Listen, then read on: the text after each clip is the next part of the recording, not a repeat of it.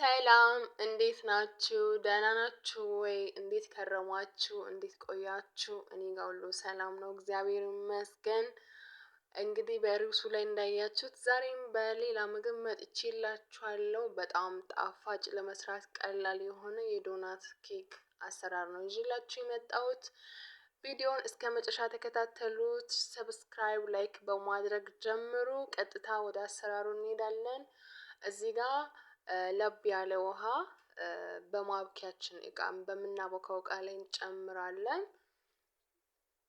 አንድ ማንኪያ እርሾ እጨምራለሁ። ከዛ የሚበቃንን ያህል ዱቄት እንጨምራለን ማለት ነው። እኔ 2 ኩባያ ግማሽ ዱቄት ነው የተጠቀምኩት። እናንተ ያው በምትፈልጉት መጠቀም ትችላላችሁ፣ በምትፈልጉት ልክ። እዚህ ጋር አንድ ግማሽ ብርጭቆ ኒዶ ወይም የዱቄት ወተት ነው የተጠቀምኩት። እዚህ ጋር ደግሞ ቫኒላ፣ ጥሩ ሽታ እንዲኖረው ዶናቱ ትንሽዬ ቫኒላ ፈሳሹን ፓውደርን መጠቀም እንችላለን። እንደምታዩት አንድ እንቁላል እዚህ ጋር ጨመርኩት።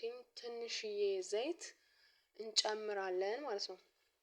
ከዛ 2 ማንኪያ ሱካር እንጨምርበታለን። እናም ደግሞ ትንሽዬ ጨው።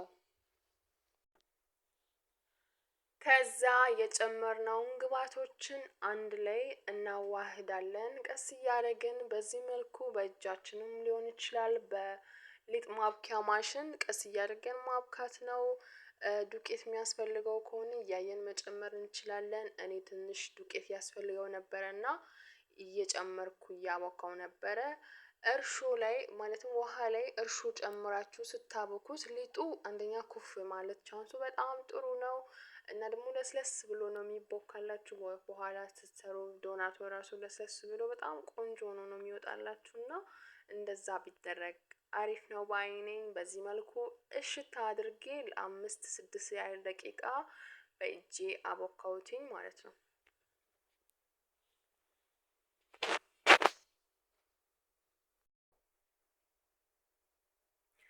ከዛ ካቦከነው በኋላ በራሱ ባቦካችሁት እቃ ሊሆን ይችላል፣ በሌላ ነገር እንደዚህ ለ40 ወይ 40 ደቂቃ እስከ 1 ሰዓት ባለው በጣም ኩፍ ብሎ ይጠብቅልናል ማለት ነው። እንደዚህ ሸፋፍኜ አስቀምጠዋለሁ።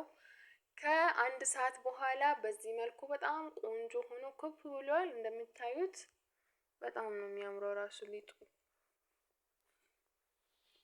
ከዛ ኩፍ ያለውን ወደ ታች እንመልሰዋለን ማለት ነው።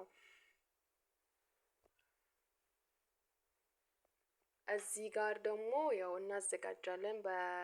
በማዳመጫው ላይ አርጌ በእጄ እየለካው ነበረ የሚበቃኝ ያህል። ለአንድ ዶናት የሚበቃውን በእጄ እየለካው ነው እንደዚህ ቅርጽ ያወጣሁት። እዚህ ጋር ቪዲዮ ላይ ታይላችሁ ይችላል፣ በጣም ይቅርታ። ግን በእጄ የሚበቃኝን ያህል በእጄ ልኬታውን ያወጣው ነበር እኔ ያዘጋጀሁት። እናንተም እንደዛ ማድረግ ትችላላችሁ። ሁሉም እንግዲህ አንድ ሆኖ ነው የወጣ፣ አንድ አይነት ነው በእጄ ልኬው ሳወጣው ማለት ነው። በኋላ ላይ የምታዩት ይሆናል። ከዛ በኋላ ሁሉንም እንደዚህ የለካን ካዘጋጅነው በኋላ እናስቀምጠዋለን ትንሽ ኩፍ እስኪልልን ድረስ። ወይም ደግሞ ሙቀታማ ከሆነ ያላችሁበት ቦታ እንደዚህ እስክንጨርሰው ራሱ ኩፍ ብሎ ይጠብቀናል ማለት ነው።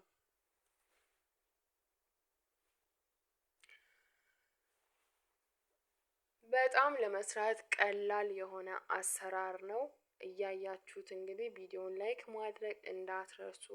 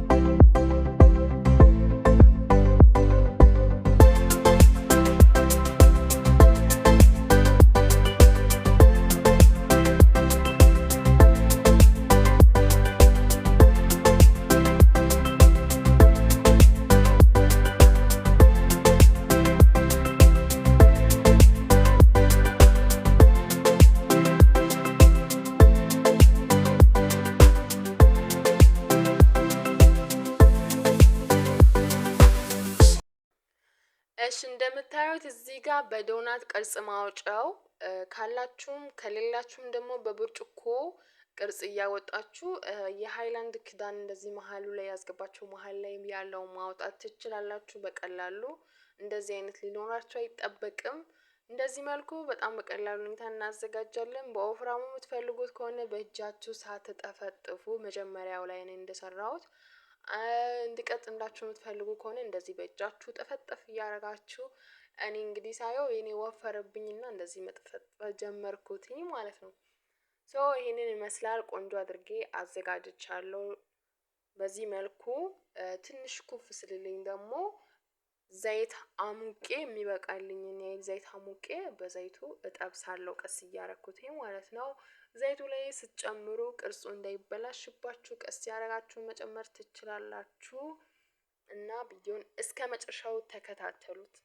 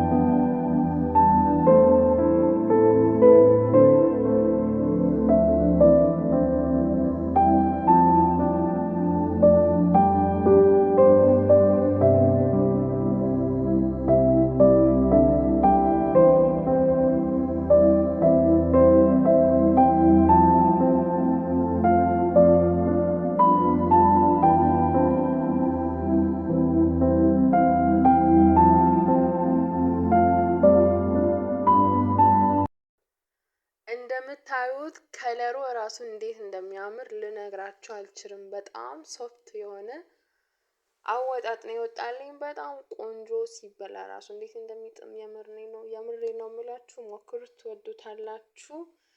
በጣም የሚያምር ከለር ነው ከለሩ ራሱ ማለት ነው።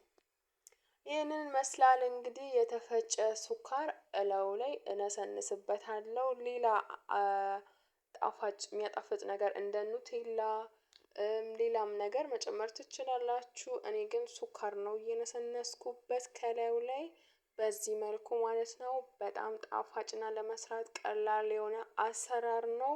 ከወደዳችሁት ኮመንት ላይ አሳውቁ።